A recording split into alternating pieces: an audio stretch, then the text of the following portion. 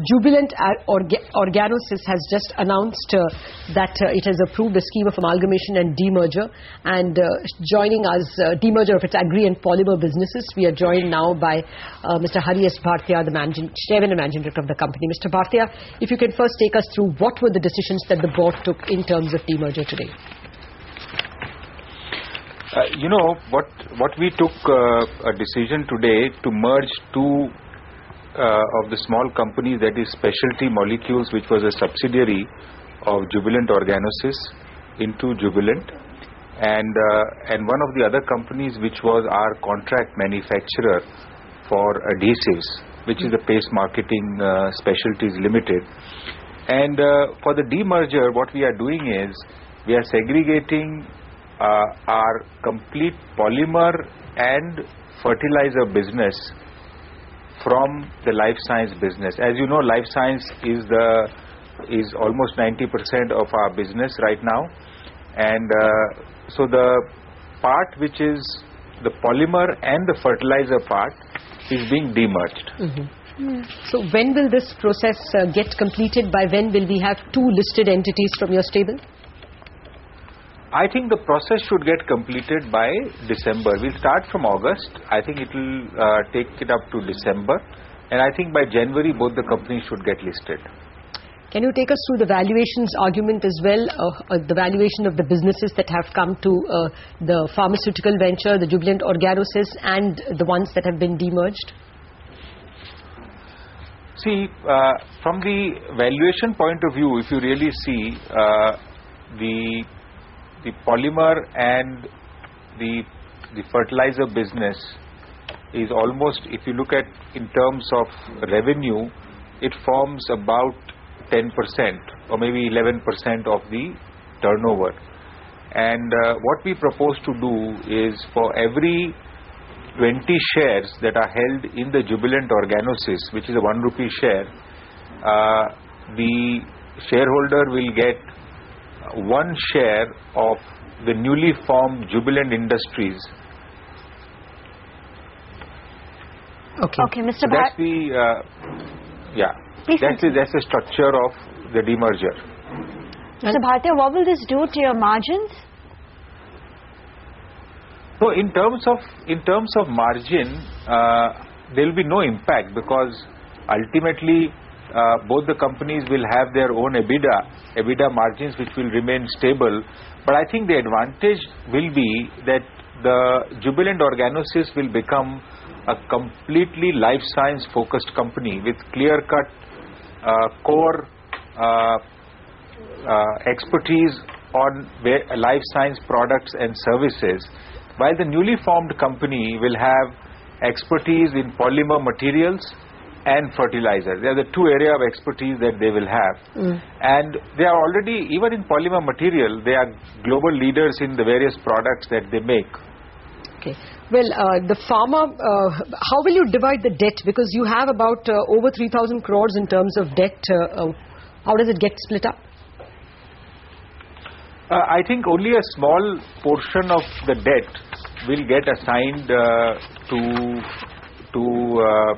to the newly formed company, which is, I don't have it in front of me, but it's in the range of 70 to 80 crores. Okay. And what kind of activities are you foreseeing for this smaller agricultural, agri and polymer business? Will that be just listed as it is, or will you look for a partner? Will you look to sell it off? What are the plans for that part? No, our plan is to grow those businesses. We are, just to explain it to you, in the polymer material part, we have a business of solid polymers, which is we are global leaders in that. We are the second largest manufacturer, and we also supply polymer materials to the tire industry. We are one of the top 3 manufacturers in the world. We globally supply these products. Our idea would be to really increase the size of our operations and hopefully achieve global leadership in the next 3 years. We are also the second largest branded adhesive marketing company in India. So our idea would be, in the wood, especially in the wood segment, that our adhesives and polishes continue to gain market share. As far as the fertilizer is concerned, go ahead. Please. No, as far as the fertilizer is concerned, as you know, superphosphate is a very important fertilizer because with phosphate it has sulfur. It's a growing business. Government has come out with a very rational scheme on subsidy for superphosphates, as you know, almost 3 months back. So I think with all this, we see a good growth for these two businesses in the separated company. Okay. Mr. Bhartia, if your fertilizer fertilizer and agri business is 10 to 11% of the pool at this point in time, then why is it that you're giving them, one share for 20? Would it not be a 10% kind of share that they should get?